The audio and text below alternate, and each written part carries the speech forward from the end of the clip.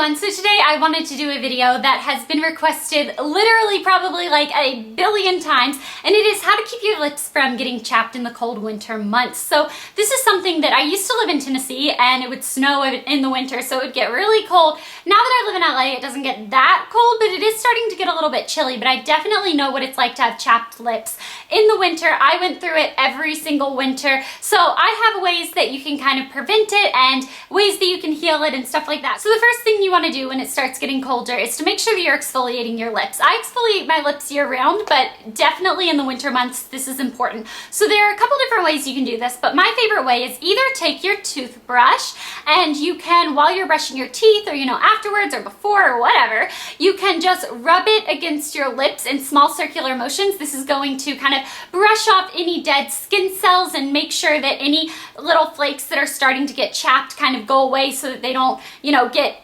chapter and spread even bigger and stuff. So definitely making sure that you are exfoliating. Another thing you can do is actually use an exfoliant. So this is the Lip Slip by Sara Happ. It's in vanilla bean. This is the best sugar scrub I have ever smelled and tasted and used in my entire life. If you want to use an actual product, definitely I recommend this one. I've been using it for over a year.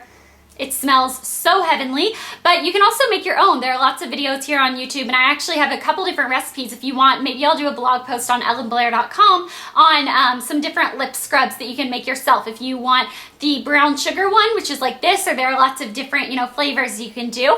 But this one looks like this, and it's really gritty. So what you do is you just take a little bit on your finger, you rub it in circular motions all over your lips, and then you take just a tissue and kind of wipe it off, and you can lick off the remainder. It tastes good and it's totally edible, but some people just like to get it off. I like to lick mine off, and then your lips are so smooth. You can also use a washcloth to do it. You can use anything that has kind of a little bit of texture to kind of slosh off your dead skin cells. I wouldn't recommend doing this too much because it actually can irritate your skin or your lips. I would recommend doing it probably about 3 times a week or every other day or every 2 days. I think that's best. And then the second thing is you want to keep your lips moisturized. So this is the Lip Slip that goes with the Sara Happ one. I got them together and have loved them. I think this is my 3rd one that I'm going through, my 3rd duo. So this is literally the best lip balm you will ever use in your entire life, hands down. I've never ever found a better one. I used to think that the MAC one was the best. This one beats the MAC one. It's really good. It gives you a cute little pink color that's really cute. So I apply this just with my finger all the time. I just whoop, whoop.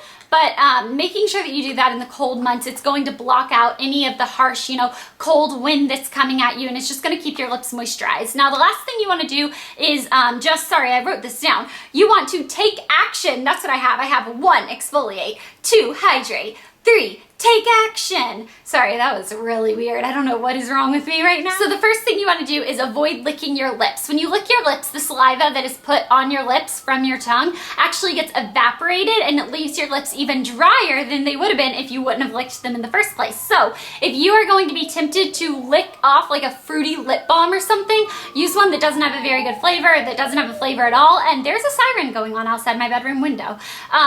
Okay, number 2 is to breathe through your nose. I know that a lot of people would be like, duh, I breathe through my nose. I find that a lot of times in the cold months and stuff, my nose gets stuffy. I tend to breathe through my mouth. Make sure just blow your nose, get all that stuff out of there, because you want to be able to breathe through your nose, because if you're breathing through your mouth, it's drying out your lips a lot faster and they will get chapped.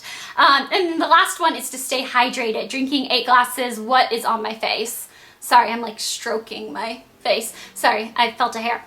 The last thing, stay hydrated. Drinking at least 8 glasses of water a day. Definitely, it not only keeps your insides hydrated and stuff, it's really good for your beauty benefits. It's good for your hair, it's good for your nails, it's good for your skin, it's good if you have acne, it's good for your lips. So many reasons. I don't see why everyone shouldn't just be drinking, 8 glasses at least of water a day. So this is a really quick video. It's one that has been requested so many times. I decided I would do it from personal experience. This is what I have found has worked the best, and the main thing is just keep applying lip balm and don't pick at it if it's chapped. I know this sounds really gross, but you know how sometimes it gets really chapped and you have a chunk of skin? I feel like I used to always peel mine off, and that's horrible because then it would start bleeding, and don't pick at it. Just leave it alone, prevent it from coming in the first place. I hope you guys enjoyed this video. I'll talk to you later. Bye.